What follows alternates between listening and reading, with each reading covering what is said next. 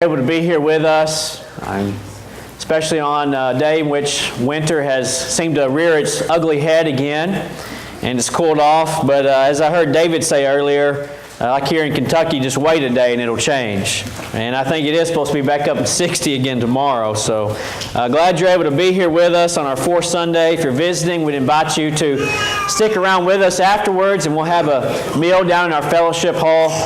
And you are invited guests to be with us for that time. If you would, you can turn to Mark chapter 8, where we'll be spending our time this morning, and looking at the warning that Jesus gave to His disciples concerning the Pharisees and Herod. And He put it in a very particular way, in a way that seemed almost cryptic, when He said, "Beware of the leaven of the Pharisees and of Herod." Beware of their leaven. And if you saw in the text there, the disciples, they were confused about this, because they had forgotten to take bread with them on this trip. And they were left with only one loaf of bread. And so they thought, well, Jesus is saying this because we forgot to bring bread on our trip. But that wasn't the intent of Jesus at all. But Jesus uses this figurative language here to teach a wonderful lesson to His disciples and to us today. Leaven is a very wonderful tool, you might say, in cooking, especially in those days. Leaven is generally made from fermented bread, or bread that is already fermented. And you can take some of that and you can use it, and if you apply it and put it in other dough, then eventually it will make that dough leavened as well. And so it was used a lot in the time of the Bible for the baking of cakes, the baking of breads, and a lot in the baking process. In fact, bread was part of the main diet for those people during that time. You remember when Jesus was being tempted in Matthew chapter 4 by Satan, and He hadn't eaten for 40 days. And Satan says, well, why don't you take these stones here and turn them into bread? And Jesus said, well, man shall not live by bread alone, but by every word that proceedeth out of the mouth of God. But bread was their main thing. We see bread used a lot in the Scriptures. We see the breaking of bread when it comes to the Lord's Supper. And in general, sometimes breaking of bread was just used to talk about how people came together and had a meal. Sometimes it's used to talk about how they came together and participated in the Lord's Supper in the breaking of bread. But you'll notice even in those instances that we here are using unleavened bread. Bread that has not had leaven in it, and is not risen and not in a slicing kind of bread form. Well, why do we do that? Well, part of the reason is that when Jesus instituted the Lord's Supper, He instituted it on the day of the Passover, in which they were told they were not to have any leaven in their houses, they were not to have it in their food, they were to get rid of all the leaven and remove it from them in order for the observance of the Passover. And the reason that Jesus or God told them to not have leaven in their observance of the Passover was because they were going to have to flee Egypt in haste. They were going to be coming out of Egypt, and the thought here was, you're not even going to have time to put leaven into your bread and allow it to rise. And so when God instituted the Passover meal for them, He did so and told them to remove all leaven from them. He also told them when they were to make an offering of fire, that in their meal offerings and other things there was to be no leaven. Now in the peace offering and the wave offering in the Old Testament, they could put leaven in there and it was fine in those offerings that God had given them. But sometimes they had that, and sometimes leaven was talked about in that sense. Sometimes leaven was used to talk about sin. Sometimes sin was spoken of as being as a form of leaven. That is, when you put leaven into the bread, it, in a sense, corrupts the bread. It corrupts the dough because it spreads, it changes it. and changes it into something that will rise. And so it spreads throughout the bread. And in that sense, sin is kind of like that in our lives. When sin enters into our life, it corrupts us. You can't just think, well, I've only brought sin into this part of my life, and it's not affecting the rest of it. I brought sin into my life, but it's not affecting my soul. It's not affecting my eternal destination. So we'd be mistaken in that. A little leaven leavens the whole lump, as we learn in Galatians chapter 5 and verse 9. Also in 1 Corinthians chapter 5, verses 6 and 7. Here he says that you are to remove the leaven from amongst yourselves. And in that sense, he's talking about withdrawal of fellowship from the brother who was living in adultery. And he says you need to remove that leaven. Why? Because the leaven will affect the whole lump. Once again, speaking there of his sin, the influence of that brother remaining there and not being disciplined will have an effect on you, and so you need to remove it. So what instance was Jesus talking here in Mark chapter 8 when he says, beware of the leaven of the Pharisees and the leaven of Herod? Well, you need to know a little something about the Pharisees to understand this. The Pharisees had a corruptible doctrine. That is, their teachings were not in line with God. And in Matthew chapter 16 and verse 12, in Matthew's account of this, we can see when he tells them to remove the leaven, he says to beware of their doctrine, to beware of their teaching in Matthew chapter 16 and verse 12. Beware of the teaching of the Pharisees. We know that in 2 John verses 9 through 11, it tells us there that we are not to have fellowship with those who are teaching a different doctrine than what we have been taught through Christ and through His apostles. And it talks about there in that context that if we have any other doctrine, if we change the doctrine of Christ, we do not have God. We do not have fellowship with Him. And so He's warning them in this instance to beware of the leaven or the teachings, the doctrines of the Pharisees. But also they should be aware of their hypocrisy. You see, Jesus characterized the Pharisees as being hypocritical people. They taught one thing or said one thing and they acted another. And in Matthew chapter 23, Jesus devotes a whole chapter to calling these Pharisees, the scribes, and these other religious leaders hypocrites. And over again, He calls them hypocrites. He says that you bind these teachings on people and you bind these religious acts on people, but you yourselves will not lift one finger to do them yourselves. You do these things to be seen by others, and not just for the good of mankind or for the glory of God. And so they were acting in hypocrisy. And in Luke's account, in Luke chapter 12 and verse 1, when he warns them of the Pharisees, he warns them about their hypocrisy. So it was their teachings and also their hypocrisy. In Luke chapter 11 and verse 52, Jesus says and accuses the Pharisees of taking away the key of knowledge from the people.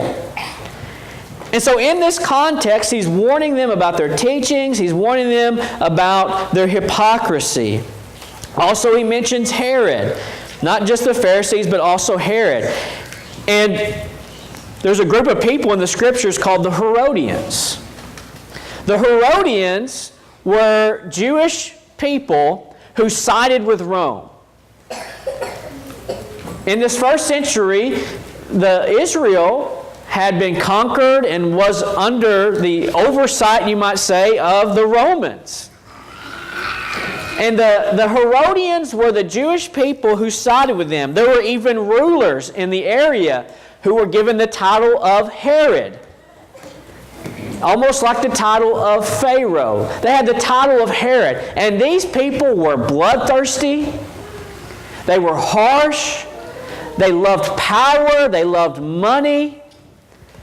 And if you were not careful, you could fall into their ways. You could become, and we see this even in our culture, you could become more loyal to government than you do to God.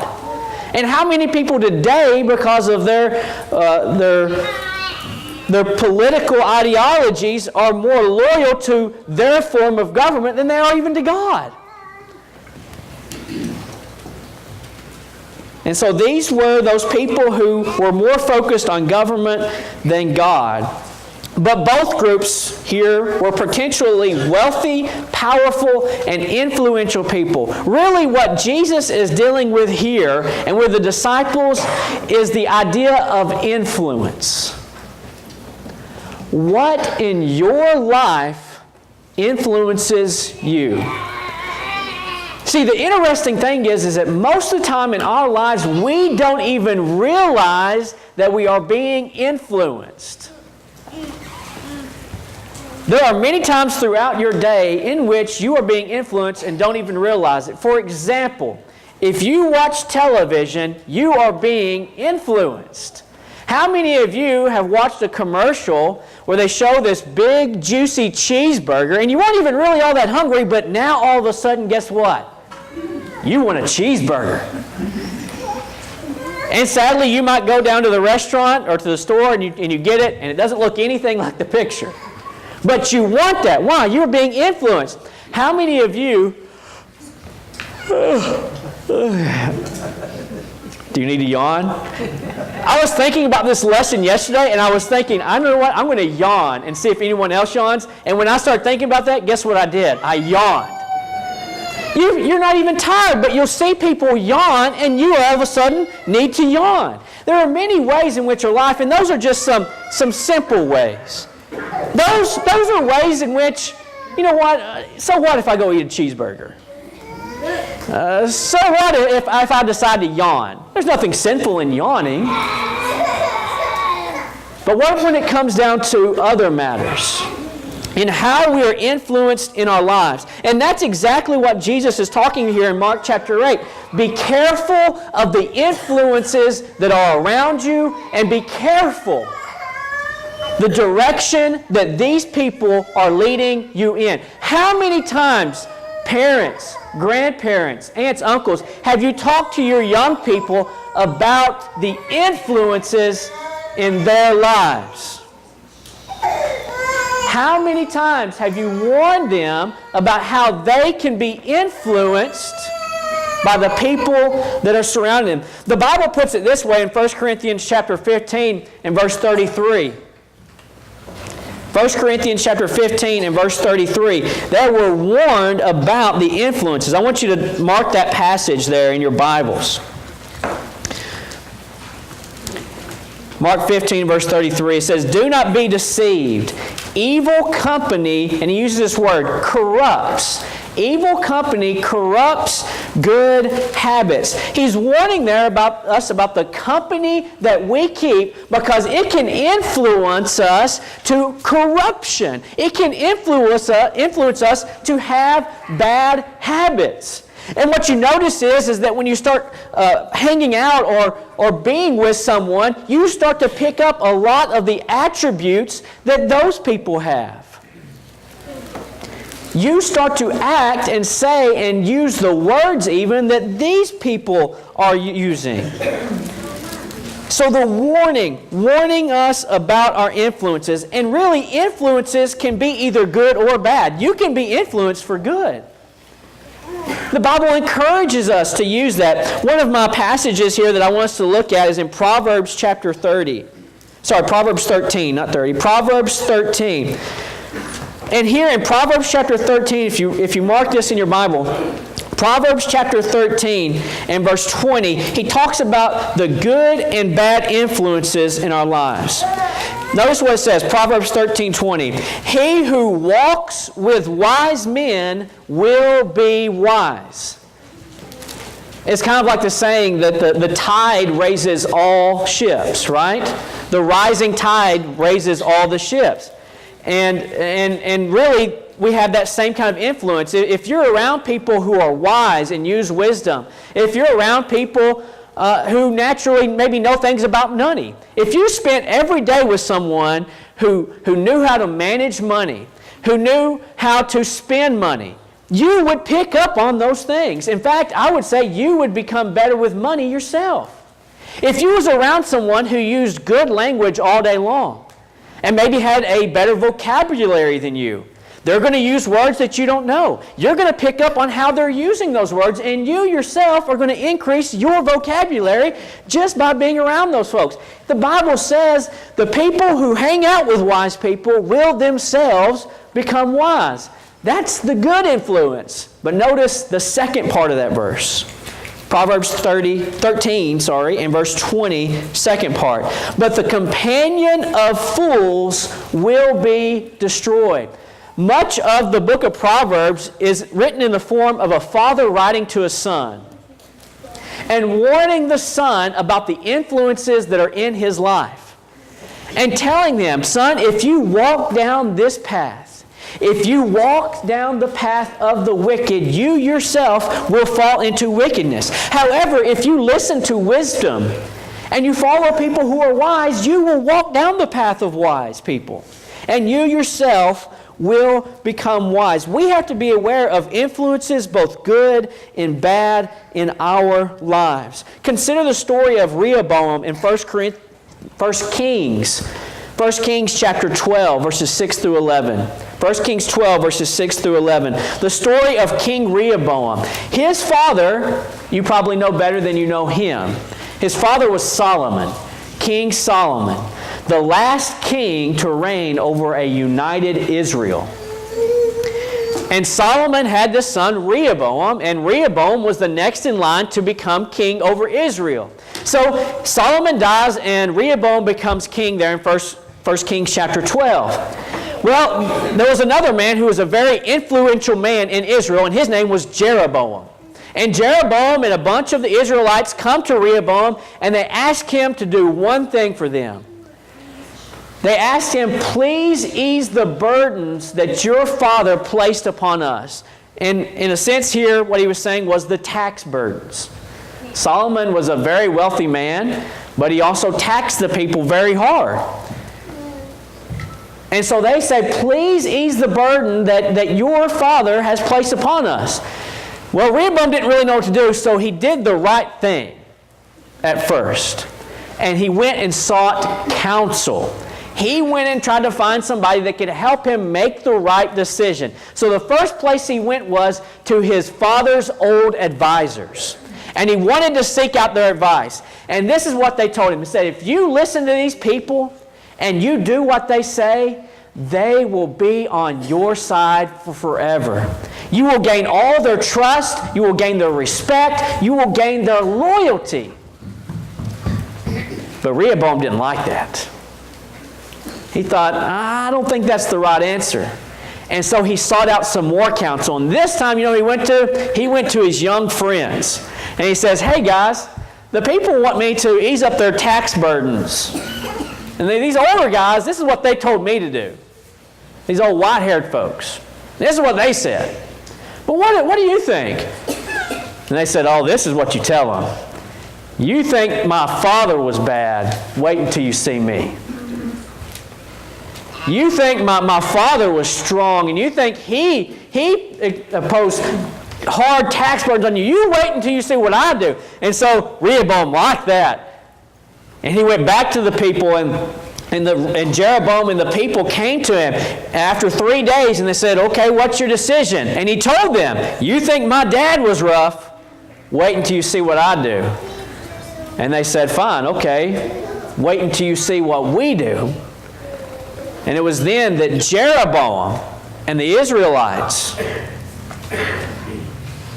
and certain tribes combined together, and they rebelled against Rehoboam. They rebelled against him. And that's when we have the divided kingdom. It ended up being the 2 tribes of Judah, both Judah and Benjamin, and then the other 10 tribes made up of Israel. And they were split over that. And all it came down to was influence. If Rehoboam just would have listened to wise counsel, he could have walked down the path of the wise. But instead, he didn't. He listened to some foolish counsel, and he was led down the path of the foolish. Consider also in Numbers chapter 13, verses 30 through 33, where the story there of how the 12 spies were sent into the promised land to spy it out and come back and give report before the Israelites entered into the land. 12 spies went in. 2 came out with a good report, saying, there's giants in the land. It's a land flowing with milk and honey, and God has promised it to us. Let's go in and get it. But there were 10 other spies that says, no, those giants are too big and we're too weak. There's no way we can make it. There's no way we can conquer them. You had some wise counsel and you had some foolish counsel. You had counsel that was based on faith in God and counsel that was based on the weakness of man. And don't you know that the Israelites decided to follow the foolish counsel, and they walked in the way of the foolish man and not in the way of the wise. It was Joshua and Caleb alone of those 12 spies who said, we can do this if we simply have faith in God and do what He says. But they didn't want to listen to the person who says that. Have faith in God and be obedient to Him. Have you had people in your life who just tried to encourage you, have faith in God and obey God? Don't live a disobedient life. That's wise counsel. But we don't like that wise counsel. Sometimes we're like Peter. Peter himself was a very influential man, but Peter also was a person who could be easily influenced. The Apostle Peter, a man who was easily influenced. Consider in Mark chapter 14. Mark 14, verses 66 through 72. Jesus, just hours before, had told Peter that before the cock crows, you will deny me 3 times. And Peter said, not so, my Lord. Not so. I'll give my life for you before I allow anything bad to happen to you. Well, in Mark chapter 14, Jesus has already been taken. And He's before here the council, and He's receiving this unjust judgment placed upon Him. And Peter follows Him, and he gets in the crowd, and he's around a fire, and he's warming himself around the fire, and there's other Israelites right around him, and someone says, hey, I recognize you. You're one of His disciples. And because of the people that were around him, Peter looked him in the face, and he says, I do not know him. And it happened again. And they asked him again, you're one of His disciples. And because of the crowd that he was in, because he was a person that was easily influenced, he said no. And finally, the 3rd time, he cursed and says, I do not know him. And in that moment, the rooster crowed, and Peter realized exactly what he had done. That wasn't his only time in his life. In Galatians chapter 2, the church had already been established. He was an apostle of Jesus Christ in the church of Christ. And he was a very influential person. But there was starting to be this great divide over the Jew and Gentile. There were certain Jews who had come in and basically been spies of the church, and they were trying to convince the Gentiles to be circumcised according to the old law. And in Acts chapter 15, they even had this big council meeting with the church there in Jerusalem. And they decided to write letters to the Gentiles and tell them, you don't have to be circumcised. That was the old law. You live under the law of Christ, the new law, the New Testament. And so Paul and Silas and others, they went about taking this letter around, and they ended up in a place called Antioch, and they were taking that message there. And Peter came up, and he decided he was going to come with them. And they meet up, and they're having this meal. Jew and Gentile sitting at this table, having a wonderful time together, enjoying the fellowship of Jesus Christ as Christians. But here came some of those Jews. And Peter saw them. And Peter got up from that table and walked away. And then Barnabas, who also was part of that group, a very influential Christian, he saw Peter get up, and you know what Barnabas did? Barnabas got up and went with Peter. And his allowing himself to be influenced in the wrong way led others to be influenced that same way. Beware of the leaven that is in your life. But you and I, we're better than that. Because you see, I'm not easily influenced. I'm not like these other weak-minded people. I can see a commercial with a big juicy cheeseburger on it, and I'm not going down to that restaurant. These other folks, they're easily influenced. I can hang out with the wrong crowd, and I'm still going to do the right thing. I can go to the party. I can be around those people, and I'm still going to do the right thing. Right? That's what we think. We think that we're above that.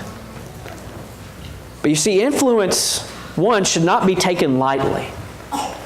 You should hear some of the wording that God uses even in the Old Testament, but also the New Testament, concerning what you do with someone who could potentially influence the people to go the wrong way. Consider in Deuteronomy chapter 13, verses 6 through 11, when it says there that in Deuteronomy 13, if someone starts trying to lead the people to follow other gods, guess what you do?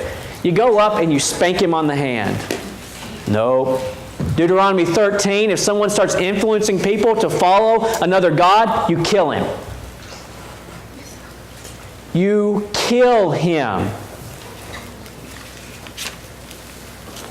Now that's very strong language, right? Was God serious about influence?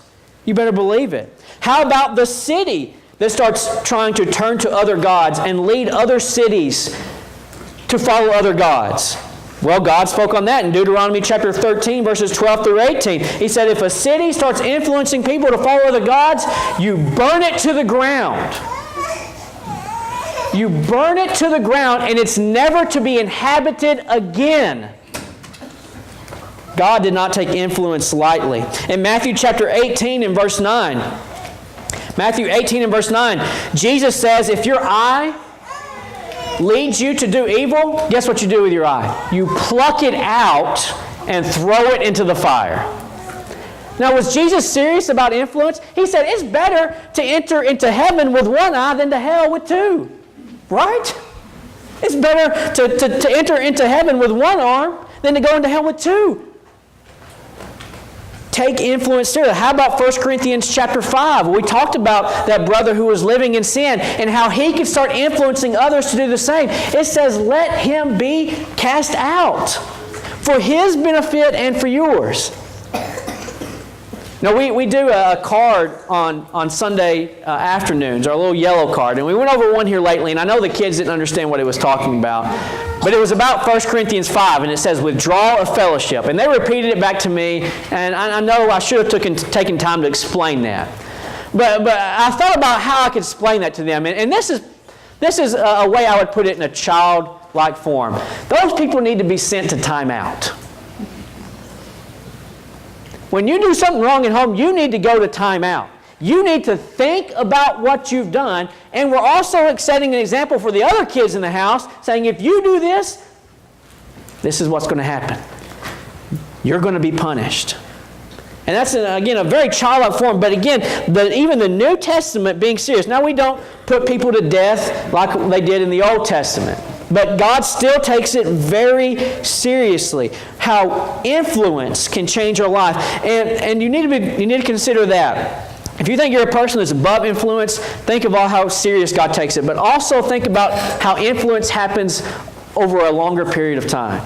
You see, influence usually doesn't happen right away. In fact, when you leaven something, and if we had some dough here that we rolled out and I sprinkled some leaven or some yeast, we usually call it yeast, and I sprinkled some yeast onto the bread, we could sit here and look at it, and we might sit here and maybe we could take a little longer and watch, but nothing's going to happen right away. It takes time. Change takes time. Influence sometimes takes time. You need to be aware of how people are slowly changing you as well. Whether you're being a good influence or a bad influence, whether you're leading people in the wrong direction. Because here's the difficult thing. When you put leaven in bread or yeast in bread, how hard is it to get it out? Pretty much once it's done, it can't be undone. It would be very, very difficult to take that yeast, that leaven out once you've already put it in. So what's the best course of action? Don't ever put it in. Be aware of the leaven. You got to understand the difficult and painful process of removal. Each step I take in the wrong direction. I just took 2 steps. How many steps do I have to take to get back to the podium? 2. Each step I take in the wrong direction will probably require me to take a step back in the right. The farther I get away from the truth, the worse my life is going to get, and likely the more difficult the process of getting back on the right path will be. You need to consider all these things. And sometimes it takes us time to learn. Just like with the disciples, sometimes it takes us 40, 50, 60 times learning a lesson before it finally sets in. And I want to say this one more thing. I want to speak to our young folks just for a second. Our youth. Because I know you have parents who warn you about influence. I know you have parents who have told you at some point in time or another, nope, you're not going to do that. No, you're not going with that person. No, you're not going to this thing or that thing. No, I don't want you to do that. I don't like the people that are going to be there. I don't want you hanging around with those folks. And this is what you say, right? Well, you don't love me. You don't want me to be popular. You don't want me to have fun. You're jealous of me. You wish you were as popular as I was. And it's just like the disciples there. Jesus warned them, said, beware of the leaven of the Pharisees. And what did they say? He's saying that because we don't have bread. No. He was warning them. And he had their best intentions at heart. Listen, they are warning you. These excuses that I just gave here, I didn't poll you on them, but they're right, aren't they? I didn't get them from a book. I didn't have someone else write them down for me. You know why I know these excuses? Because they're the exact same ones I used when I was your age. They're not new. They're the exact same ones that your parents used when they were your age. And they're sitting here now trying to do for you what their parents did for them. The question is, will you listen to wise counsel?